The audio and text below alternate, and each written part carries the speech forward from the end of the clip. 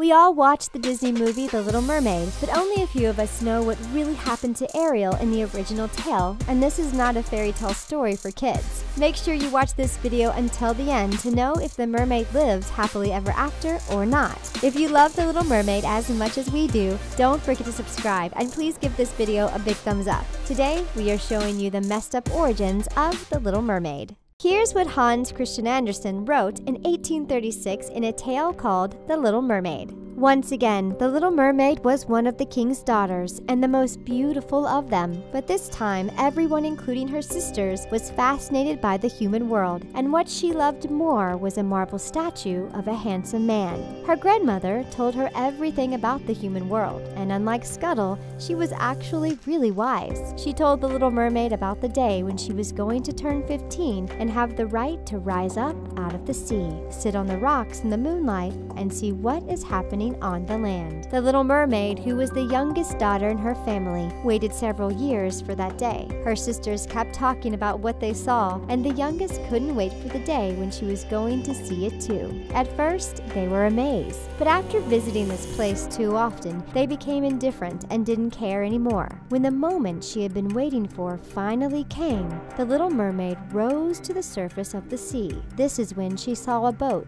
came closer to it, and noticed a really handsome prince. It was love at first sight, but then a storm came. Her man fell in the water, and she had to save him. As she lay on the shore, she kissed his forehead and admired the man who looked just like the marble statue that she used to love.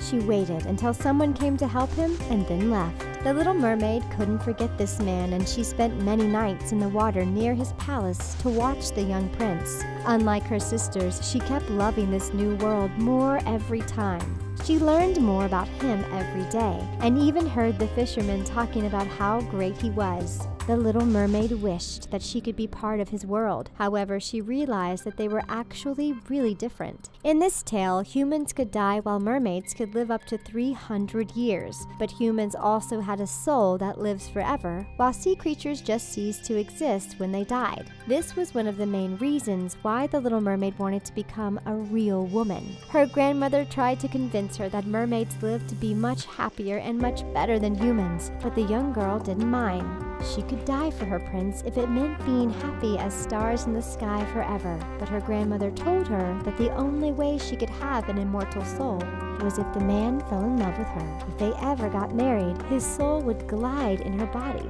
and they would be united. This is why, while everyone was at the ball, she decided that she would do anything it would take to meet her prince. Her grandmother told her that a fishtail was beautiful under the sea, but looked disgusting on earth, and this is why she had to find a way to have legs. She went to see the sorceress, and even the sea witch said that she was stupid, but there was something she could do for her. The Little Mermaid could drink a draught that would make her tail disappear and turn into legs that would make her the prettiest little human being they ever saw. But this transformation will feel as if a sword was passing through her, and every step she takes would feel like she was treading upon sharp knives. If she could bear with this, the sorceress would help her, and the Little Mermaid was so desperate that she said yes. The sea witch had to warn her that once she became human, she will never see the ones that she loves ever again, and only become foam on the crest of the waves. It wasn't enough to stop the young girl, but then the sorceress said that she had to pay the prince. In exchange for a pair of legs, she had to give away her voice. The mermaid said yes one last time, and the sorceress cut off her tongue before preparing the draught. The Little Mermaid didn't even take the time to say goodbye to those she loved, as she felt too dumb after making that choice.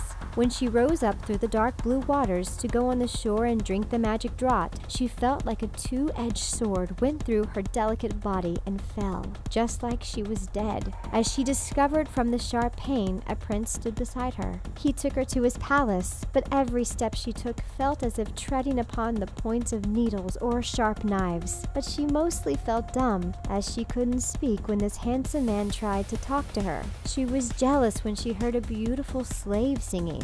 Her voice was so beautiful that the prince was only looking at her, but the Little Mermaid stole the show when she finally had the chance to dance with the prince, even though she was suffering during all this time. She spent more and more time with her lover, kissing and cuddling, but she kept smiling while she she couldn't stop thinking about the pain. As the day passed, she was more in love with the prince, but he loved this silent girl only as he would love a child and not as his future wife. He even called her his dumb child. The prince needed to find a beautiful princess to marry, but he only had one on his mind. He kept thinking about the woman who saved his life, and the Little Mermaid couldn't tell him that it was her. The prince finally met a woman who was so beautiful that he thought that she was the one who saved him, and told the Little Mermaid that he was finally happy. But the young girl was heartbroken, and it hurt more than her legs. His wedding was going to bring her to death. She held up the bride's train and danced all night, no matter how painful it was, as it was the last night that she would spend with her prince. As she looked at the sea, the Little Mermaid saw her sister. They had heard about this tragedy and gave their hair to the witch in exchange for a knife. If the young girl plunged it in the heart of the prince before the sun rises, she would become a mermaid again and have the chance to be with her family again. But she couldn't do it. The Little Mermaid threw away the knife and threw herself into the sea, where her body dissolved into foam. But she didn't die. She became one of the daughters of the air. By her good deeds, she had earned an immortal soul. She would be flying around the world in the air until after 300 years she should float into the kingdom of heaven. And this is how the Little Mermaid had the chance to live her happily ever after in peace, away from pain. Which fairy tale story do you prefer? Don't be shy to answer in the comment section down below. We'd love to hear what you think. And that's it for the messed up origins of the Little Mermaid. For more stories like this, make sure you watch 10 disturbing real stories behind Disney fairy tales. Thanks for watching, and see you next time.